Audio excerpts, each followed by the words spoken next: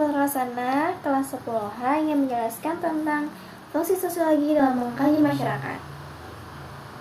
Sosiologi sebagai ilmu pengetahuan dilihat dari dua sisi, yaitu sebagai ilmu murni dan ilmu terapan.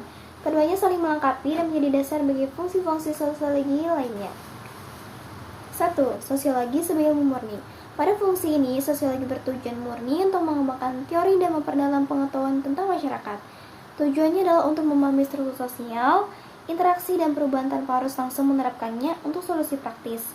Contohnya, seorang sosiolog bisa meneliti pola-pola hubungan kekeluargaan di masyarakat pedesaan hanya untuk memahami dinamika sosialnya, bukan untuk memecahkan masalah tertentu.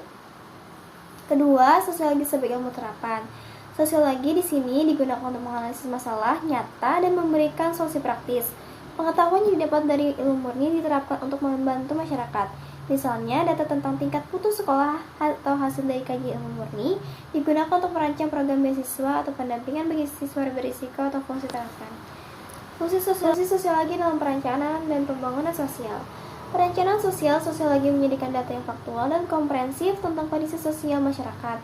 Sebelum sebuah program atau kebijakan dibuat, sosiolog akan mengkaji kebutuhan nilai-nilai dan potensi yang ada di masyarakat.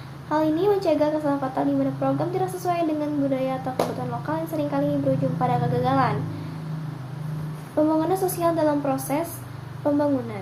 Sosiologi memastikan bahwa perubahan tidak hanya terjadi secara fisik atau misalnya pembangunan infrastruktur, tetapi juga dipertimbangkan dampak sosialnya. Sosiologi membantu pemerintah atau lembaga pembangunan untuk memahami kekuatan sosial yang bisa menjadi pendukung atau penghambat sebuah proyek. Fungsi dalam pemecahkan masalah sosial. Sosiologi adalah alat yang kuat untuk mengidentifikasi dan menyelesaikan masalah sosial.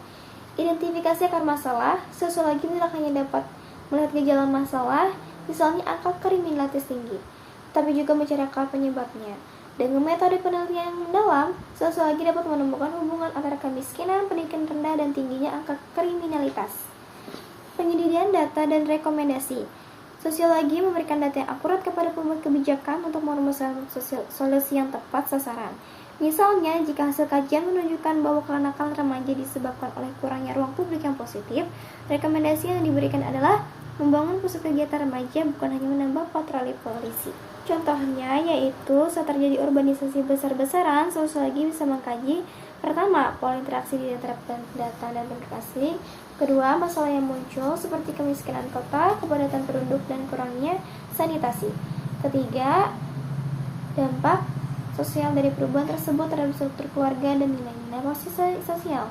Dengan data ini, pemerintah kota dapat merancang kebijakan yang lebih efektif seperti program perumahan yang terjangkau, penyediaan lapangan kerja, dan lapangan kesehatan yang memadai.